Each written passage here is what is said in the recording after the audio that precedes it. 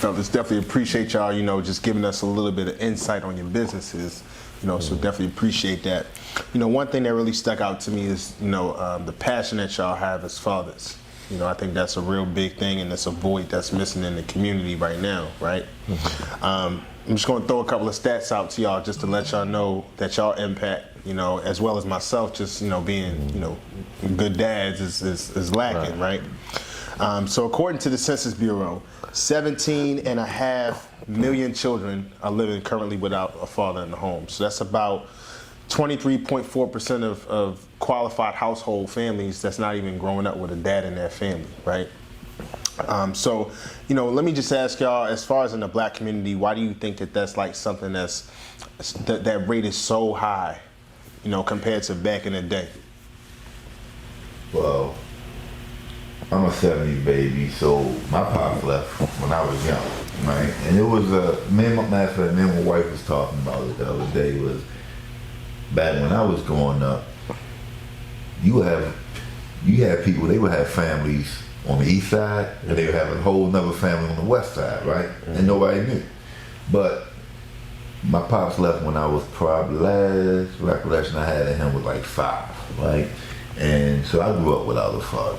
So one of the things that really impacted me was I didn't want my kids to be and go through what I went through, right? So I was talking to my oldest son, and he was like, "Dad, I'm smarter than you at 23." I said, "You know what? You probably are, right? And I'm cool with that." I said, "But you had one thing that I didn't have." And he was like, "What's that?" I said, "A father that was in your life." You know what I mean? So I'm finding out that I want to do a book. It's called Memoirs of a Black Father, Dispelling the Myth. Because I'm finding there's more good black fathers out there than what society and the media portray. Right. So that's why I'm passionate about being a father. Yeah. Because we got a chance to break the cycle. Yeah. That's real. That's real. I like that, especially when you're talking about just even when you mentioned having a father on a different side, like you have kids on one side of the town, and I kind of thought about just even from a systemic perspective, right? Think about it like how back in the day, black families were on Section 8, right?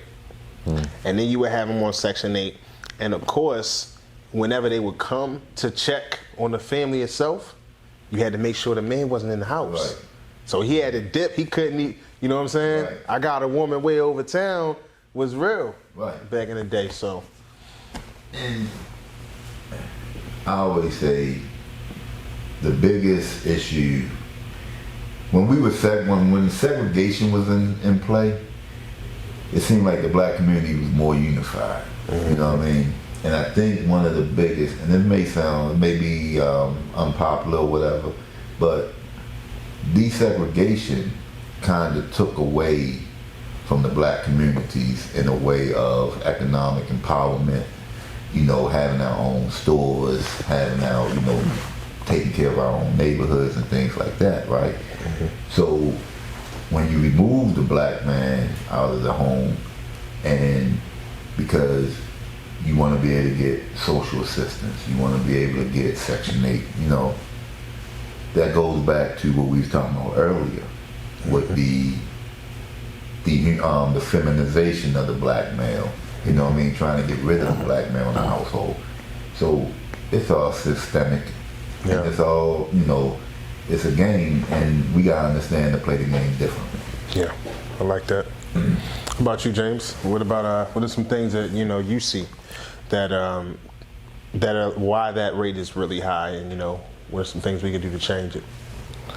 I mean, I can't speak on everybody, but like I said, while I'm an active father in my son's life, I lost my father when I was 3 years old. Not to no violence, but a motorcycle accident. You know what I mean? Yeah, and so I always used to grow up and idolize my friends who had their pops and certain stuff they used to do, not saying nothing, just being quiet, sitting back on the sideline like, nah, I wish I had that. You know what I mean? So when I got the opportunity to be a father, that's why I say, like, I'm gonna do everything I always wanted. You know what I mean? That's why I cut my schedule back from barring, even changed my career. Like, I want to be at everything he involved in. You know what I mean? Like, it's not daddy, I work. Like, he called me his best friend, and you know what I'm saying? Like, we together all the time, neck to neck, Kevin laughing because he know.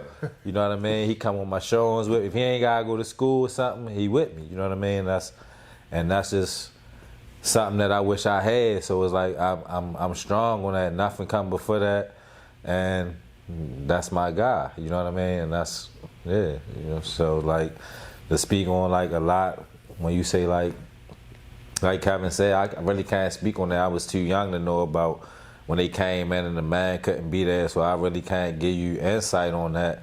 But I just know why I'm here and why I'm an active dad. And when you hear your friends talk about certain things, bro this, bro that, but you look at some of your friends like, bro, you're not an active dad. Not to say nothing like that, but I mean, when I say active dad, I mean every day.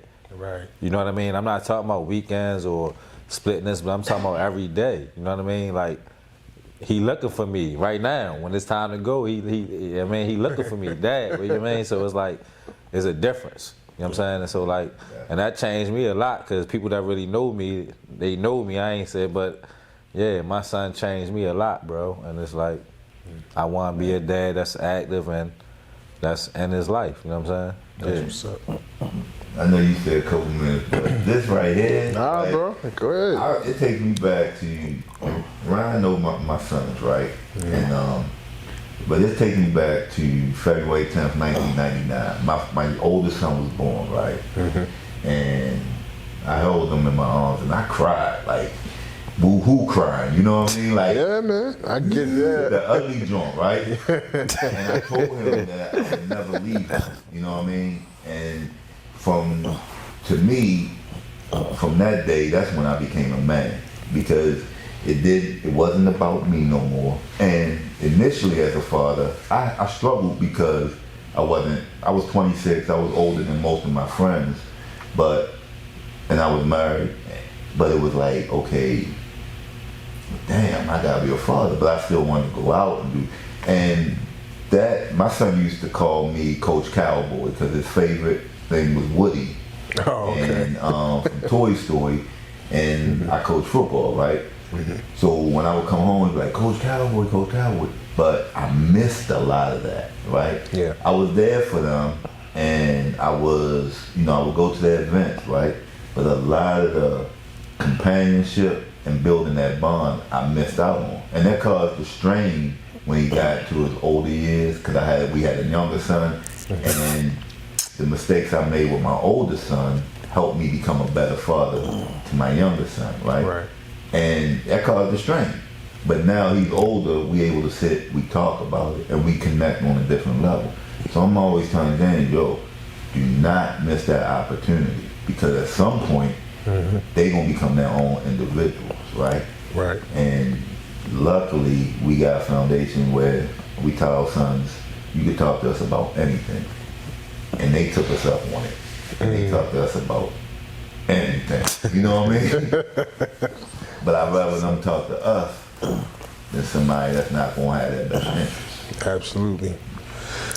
You know, just like a little personal situation about myself. I didn't really have my dad in my life consistently.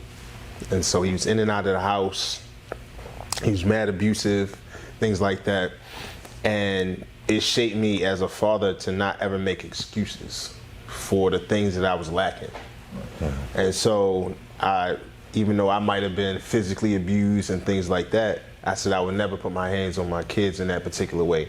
Doesn't mean I'm not going to discipline you, but at the same time, I'm not going to do the same things with a malicious heart. It's always going to be with your best interest, because even you can discipline your kids and it still be like, listen, let me sit you down and tell you, this is why you don't want to do this. Right. I'm trying to shield you from it. So while it's hurting in the short term, in the long term, I'm trying to save you and help you. Right. And those are the reasons why I feel as though, listen, it's my duty and responsibility to be a better father than what I had, just like y'all both said. Right. Yo, and it's funny because my sons are older now, so I can talk to them on the man level, you know what I mean? And from a standpoint, you know, when we kids and we boys, we was going down this straight road, right? We become men, we become husbands, we become fathers. We come to this crossroads, right? So we can need, and our experiences is what shape us, you know, good, bad, and indifferent. So when we get to that crossroad, we have the chance to say, okay, this is all I know, so this is what I gotta do. Or we could say, you know what, this is all I know, but this shit wasn't right, so let me do something different. You know, so our experiences shape us. I've been in some shit, I did some shit, you know, but I'm able to tell my kids, look, I always tell them, you got two types of people. You got smart people and you got wise people. A smart person learns from their own mistakes. A wise person learns from somebody else's. I done did a lot of shit. You don't have to, you know? But I get it. Sometimes as a man, you gotta do your own, gotta go through your own experiences to learn your lesson, right? Absolutely. But if I can stop you from making 1, 2, 3 bad choices, then it was worth it. Just from me going through it and getting them stars for you, you know? Yeah, I like that. That's real. It's real, man. I like that. Shout out to both of y'all, man. Man, I'm trying to be like y'all when I grow up, for real. Trying to be like you, telling, Gee, man, you got your son over here saying, Dad, when you coming home? You know, like he done called you like 3 times by now, I'm sure, man. They even say, yo, whatever word he know, man. What you mean? All I hear him say is, Daddy, Daddy, in the background, you know what I mean? Hey, Dad. That's all he know. That's all he needs. You know what I'm saying? Yeah, that's my guy. You know, a lot of it is social economic too, right? And I say that from my own experiences. When I grew up in Cherry Hill, the two-parent household was rare, right? Yeah. At 12, I moved out to Glen Burnie, and a lot of the people that was out there, they grew up, they knew my mom from Cherry Hill and everything. But I was the exception to the rule out there, being raised by a single mother. It was more of my friends and peers when I moved to Glen Burnie, which was probably only 6 miles from Cherry Hill, right? Where they was in 2-parent households. I could count on my hand who was raised by a single mom. But out in Cherry Hill, it was the opposite, you know.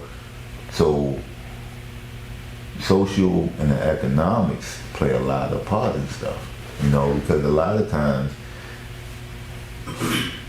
I get it. I asked my father, I said, because he came back into my life when I was at a low point, right? And I asked him, I said, yo, why'd you leave? And he was like, I didn't know how to be a father. And I get it, I understand it, but I'm like, shit, I didn't know how to be a father either. It wasn't no goddamn handbook. Manual for this. Ain't no manual come out, right? Ain't no manual come out when after your kids come out. So you stick and you stick, you know? It's real. That's real. Anything you want to add to that, brother?